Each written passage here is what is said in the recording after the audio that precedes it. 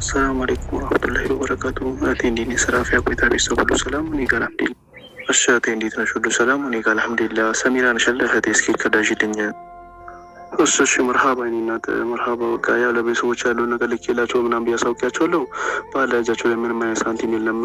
ቢያንስ እንኳን እስከዛ ቤተሰቦች እንዲረጋጉ የተወሰነ ሳንቲም እስከዛ ግማሽ ብር ይላክልኛ ባዳ እስከዛ 50 ብር ይላክልኝና ሌላ ትንሽ ኔትወርክ ሲስተም ወሰኝ ሲደርሰው ይልክልኛል። ባላጃቸው ላይ ምንም አይነት ሳንቲም የለም።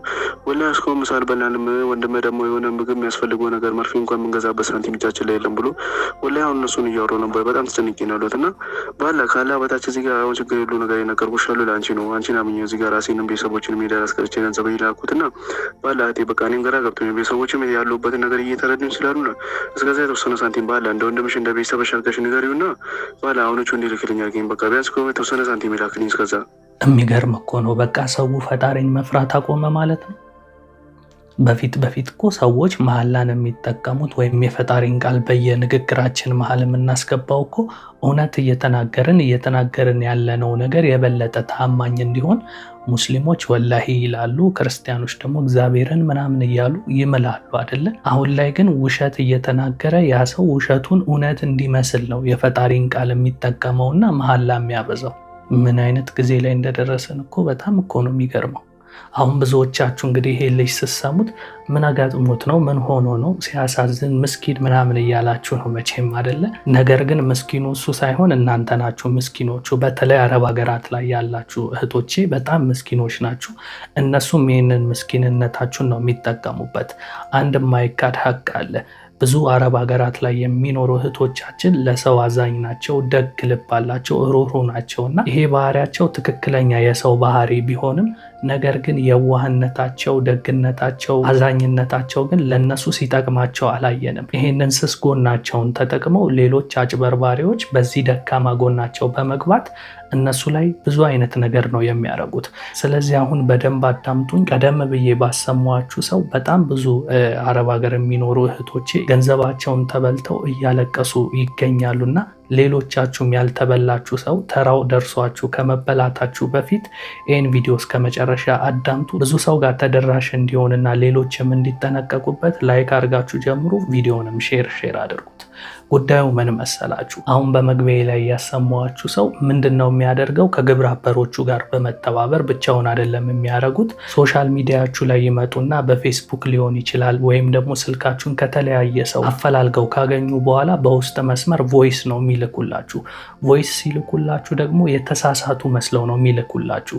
ሙስሊም ከሆናችሁ ሰሚራ፣ ሀቢባ ምናምን የሚል የሙስሊም ስም ይጠቀማሉ።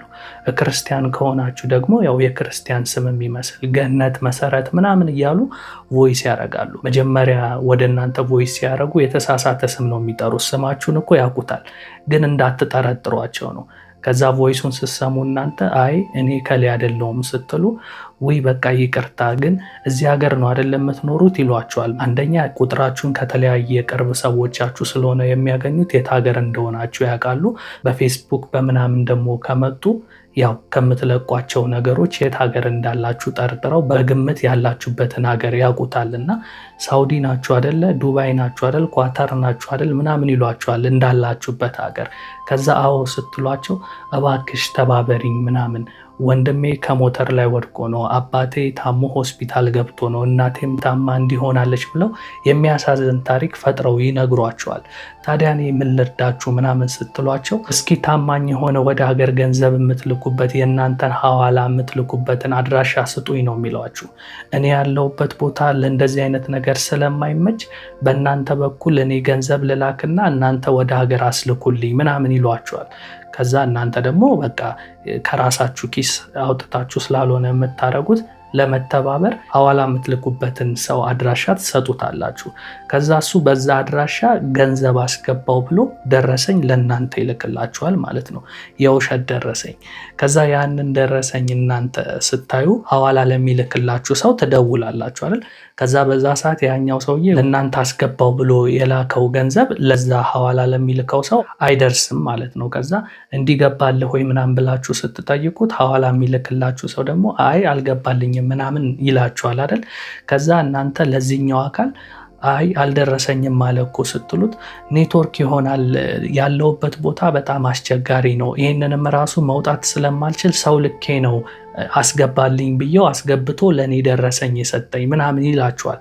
ከዛ የሚናገሩት ቃል አሳማኝ ስለሆነ ኔትወርክ የእውነት የያዘው መስሏችሁ እናንተ ጋር ደረሰኝ ስለላከላችሁ አምናችሁት እናንተ እዛ ለኋላ ለሚልክላችሁ ሰው ሄዳችሁ ከራሳችሁ ገንዘብ ታስገቡለታላችሁ። በኋላ ያ ኔትወርኩ ለቆት ያ ገንዘብ ሲገባ ለእናንተ ሐዋላ የሚልከው ሰው እንዲመልስላችሁ።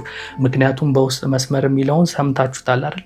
በጣም አስቸኳይ ነው፣ ወንድሜ ታሟል፣ እህቴ ታማለች፣ አባቴ ታሟል ብለው የታመመባቸውን አካል ፋታ እንደማይሰጣቸውና ገንዘቡ ቶሎ እንደሚያስፈልጋቸው፣ ሆስፒታልም ካሉ ይሄ ገንዘብ ካልመጣ ኦፕራሲዮን አናረጋችሁም፣ መድኃኒት አንሰጣቸውም ብለዋል እና እባክሽ እህቴ ከአንቺ ላኪና የላኩት ገንዘብ ሲገባ አንቺ ትቀበያለሽ ያንን ምናምን ብለው ነው የሚያሳምኗችሁና ታዲያ ይህንን የሚሰሙ የአረብ ሀገር ሴቶች አብዛኞቹ እውነት መስሏቸው ደረሰኝ ስላሳያቸው ከራሳቸው ገንዘብ ቶሎ ይሄንን ገንዘብ ወደ ሀገር ላክ፣ እሱ የላከው ገንዘብ በኋላ ሲገባል ለእኛ ትሰጠናለ በማለት ወደ ሀገር ያስልካል ማለት ነው። ከዛ በኋላ ይሄ ሰውዬ ምንድነው የሚያረጋቸው? ብሎክ ነው የሚያረጋቸው ልክ ገንዘቡ እንደደረሰው እና ብዙዎች በዚህ አይነት መንገድ ተጭበረበርን የሚል አይነት ሜሴጅ በውስጥ መስመር በተደጋጋሚ እየላኩልኝ ስለሆነ በጣም በጣም እንድትጠነቀቁ ነው።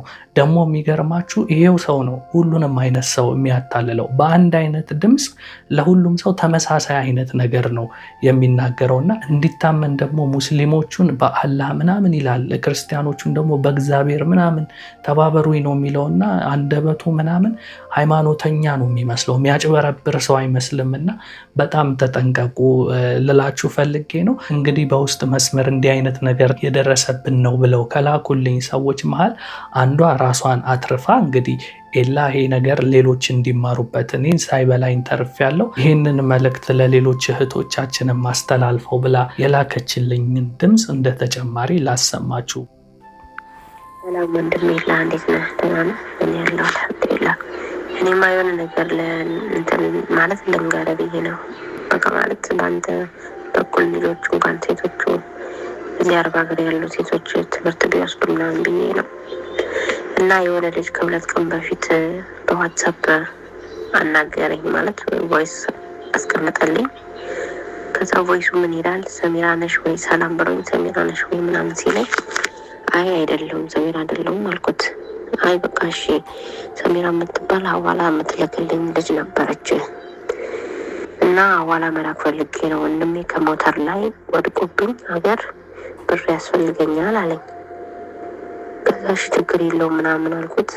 ከዛ እሺ 3500 ስንት እንደሚሆን ሐዋላ ጠይቄልኝ አለኝ። ጠየቅኩና መለስኩለት እና አሪፍ ነው ምናምን በቃ ነገ ሰውዬው እንዲልክልኝ አደርጋለሁ አካውንት ላክልኝ አለኝ። አካውንት ላኩለት። አካውንት ስልክለት በንጋታው የሆነ ረሲድ ማለት ነው የተላከበት ረሲድ ላክልኝ። ከዛ እኔ ደግሞ በቃ ማለት ልከዋል በቃ ልክለታለሁ ብዬ ለሚልከው ልጅ ረሲዱን ላኩለት። ከዛ ይሄ ረሲድ እኮ ፌክ ነው አለኝ። እንዴት ነው ፌክ ምናምን አልኩት። ከዛ እንደዚህ አይነት ነገር ተጀምሯል በደንብ ምናምን አለኝ። ከዛ ስጠብቅ ምንም የሚገባ ብርም የለም 3500 እንዳለኝ ማለት ነው። ከዛ ትንሽ እየቆየ ልጁ እንትን ማለት ጀመረ። ላክሽልኝ ወይ እንዴት እንደደረሰ ሰውዬውን ስጠይቀው የላከልኝ ሰውዬውን ስጠይቀው እኮ የኔትወርክ ችግር ነው ሊቆይ ይችላል ችግር የለውም ነው ያለኝ። ስለዚህ እባክሽ ትንሽ ብር እንኳን ላኪልኝ፣ እስከዛ 1000 ብር እንኳን ላኪልኝ ምናምን አለኝ። ከዛ እኔ ምሽ ምናምን አልኩኝ እና አላኩም። በእርግጥ ግን ነገሩን ለማጣራት እንትን አልኩኝ፣ እሺ ምናምን አልኩኝ ዝም ብዬ ማለት ነው። ከዛ አሁንም የሆነ ልጅ ደግሞ በሀገር ቁጥር ተደወለልኝ። 2 የተደወለልኝ አነሳው። ሳነሳው እኔ እንትን አባላለው ስሙን ጠቅሶ ያው እንግዲህ ያው ስሙ ሌላ ሊሆን ይችላል። እኔ ዑመር ወንድም ነኝ እና እሱ ነው እባክሽ ብሩን ላክሽልን ወይ ምንም እጃችን ላይ እንኳን የለም የምንበላ ነገር እንኳን የለም። ወንድማችን ደግሞ በጣም ተወጥቷል። ስለዚህ እባክሽ የተወሰነ እንኳን ላኪልን። ወንድሜም ስልክ አያነሳም ምናምን አለኝ። ደግሞ እሱም ራሱ ነግሮኛል። ስልካቸውን እያነሳው አይደለም፣ ምክንያቱም ብሩን አውቄ ገብቷል ምናምን ስላልኳቸው አሁን ስልካቸውን ማንሳት አልቻልኩም ምናምን አለኝ። እና ይሄን ነገር የላከልኝ ቮይስ አለ። የተወሰነ ብዙዎቹን አጥፍተዋል፣ የተወሰነ ግን አለ። ይሄን ነገር እንትን ላማከረ ብዬ ነበር። ማለት በቃ እርግጠኛ ነኝ ብዙ የተበሉ ሊኖሩ ይችላሉ በዚህ ሁኔታ። እኔ ማለት መጀመሪያ አካባቢ መሰለኝ በቃ ልልክለት ነበር፣ አላህ ነው የጠበቀኝ እንጂ ልልክለት ነበር ሌሎቹም እንዲማሩ